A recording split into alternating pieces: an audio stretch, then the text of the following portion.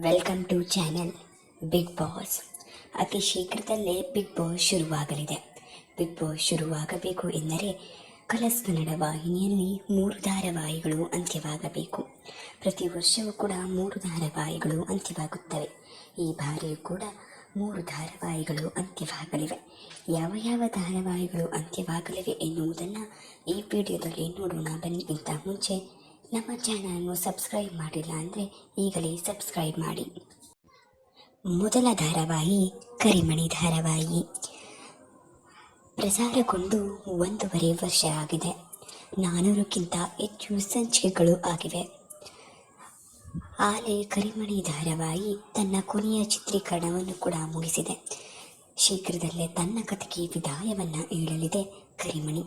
ಈ ಧಾರಾವಾಹಿಯ ಮುಖ್ಯ ಭೂಮಿಕೆಯಲ್ಲಿ ಸ್ಪಂದನ ಸೋಮಣ್ಣ ಹಾಗೂ ಅಶ್ವಿನ್ ಎಚ್ ಅವರು ನಟಿಸುತ್ತಿದ್ದಾರೆ.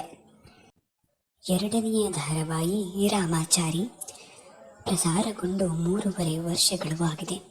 900ಕ್ಕಿಂತ ಹೆಚ್ಚು ಸಂಚಿಕೆಗಳು ಪೂರ್ಣಗೊಳಿಸಿದೆ. ಈ ಧಾರಾವಾಹಿಯ ಮುಖ್ಯ ಭೂಮಿಕೆಯಲ್ಲಿ ಮೌನ ಗುಡ್ಡೆಮನೆ ಹಾಗೂ ಋತ್ವಿಕ್ ಗುಬಾಕರ್ ಅವರು ನಟಿಸುತ್ತಿದ್ದಾರೆ.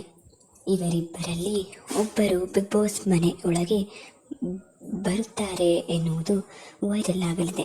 ಯಾರು ಬರುತ್ತಾರೆ ಎನ್ನುವುದನ್ನು ಕಮೆಂಟ್ ಮಾಡಿ ತಿಳಿಸಿ. ಹಾಗೂ ಕೊನೆಯ ಧಾರಾವಾಹಿ ದೃಷ್ಟಿಬೊಟ್ಟು ಧಾರಾವಾಹಿಯು ಕೂಡ ಪ್ರಸಾರಗೊಂಡು 1 ವರ್ಷವೂ ಆಗಿಲ್ಲ. ಆಲೆ ತನ್ನ ಅಂತಿಮ ಘಟ್ಟವನ್ನು ತಲುಪಿದೆ. ಶೀಘ್ರದಲ್ಲೇ ತನ್ನ ಕಥೆಗೆ ವಿದಾಯವನ್ನು ತಿಳಿಸಲಿದೆ ದೃಷ್ಟಿಬೊಟ್ಟು. ಬರೋಬ್ಬರಿ 300ಕ್ಕಿಂತ ಹೆಚ್ಚು ಸಂಚಿಕೆಗಳನ್ನು ಮುಗಿಸಿರುವ ದೃಷ್ಟಿಬೊಟ್ಟು ಧಾರಾವಾಹಿ ಶೀಘ್ರದಲ್ಲೇ ಅಂತ್ಯವಾಗಲಿದೆ. ಈ ಧಾರಾವಾಹಿಯ ಮುಖ್ಯ ಭೂಮಿಕೆಯಲ್ಲಿ ವಿಜಯ್ ಸೂರ್ಯ ಹಾಗೂ ಅರ್ಪಿತಾ ಮೊಯ್ತೆ ಅವರು ನಟಿಸುತ್ತಿದ್ದಾರೆ. ವಿಜಯ್ ಸೂರ್ಯ ಅವರು ಬಿಗ್ ಬಾಸ್ ಮನೆ ಒಳಗೆ ಬರುವುದು ಖಚಿತ ಆಗಿದೆ. ಹಾಗಾಗಿ ಈ ಧಾರಾವಾಹಿ ಮುಗಿಯುವ ಎಲ್ಲ ಸಾಧ್ಯತೆಗಳು ಕೂಡ ಇವೆ. ಕರಿಮಣಿ, ರಾಮಾಚಾರಿ, ದೃಷ್ಟಿಬೊಟ್ಟು ಈ 3 ಧಾರಾವಾಹಿಗಳು ಬಿಗ್ ಬಾಸ್ಗಾಗಿ ಮುಕ್ತಾಯಗೊಳ್ಳಲಿದೆ.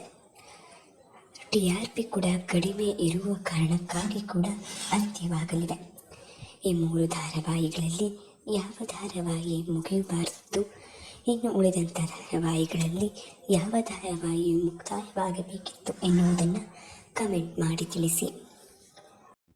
ಹಾಗೆಯೇ ಬಿಗ್ ಬಾಸ್ ಶುರುವಿಗಾಗಿ ಒಂದು ಧಾರಾವಾಹಿಯ ಸಮಯ ಬದಲಾವಣೆ ಆಗಬೇಕು.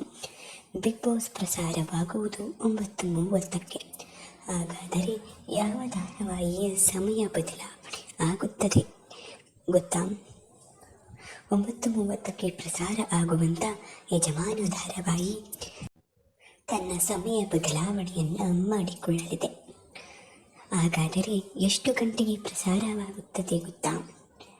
6 ಅಥವಾ 6:30ಕ್ಕೆ ಪ್ರಸಾರ ಆಗುವ ಎಲ್ಲ ಸಾಧ್ಯತೆಗಳು ಕೂಡ ಇದೆ. ಈ ಮಾಹಿತಿ ಇಷ್ಟವಾದರೆ ಒಂದು ಲೈಕ್ ಹಾಗೂ ಸಬ್ಸ್ಕ್ರೈಬ್ ಮಾಡಿ. ಮುಂದಿನ ವಿಡಿಯೋದಲ್ಲಿ ಸಿಗೋಣ. Thank you for watching this video.